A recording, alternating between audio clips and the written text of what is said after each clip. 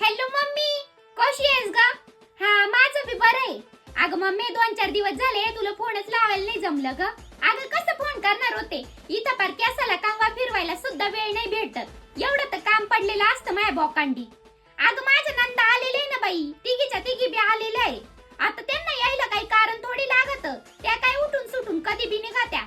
अगं मम्मी, आता आल्याय ना ते बी ठीक आहे, पण याय ना तिघीच्या तिघी ना दिवसभर एका जागेवर बसलेल्या राहत्या आणि त्यांना जोडीदार आहेच ना माझी सासू. काय चाललेलं राहतं काय माहिती त्यांचं. यांना ना एकीला बी कामाचं वळण नाहीये, यांना फक्त आयतं लागत. कोण करेन का एवढं यांचं पुढं पुढं.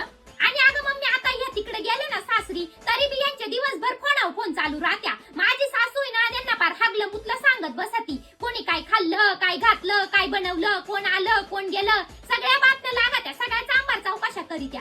बरं मम्मी, ठेवते फोन. चहाचा टाइम झाला वाटतं यांचा. आवाज देऊ राहिले वहिनी चहा करा म्हणून.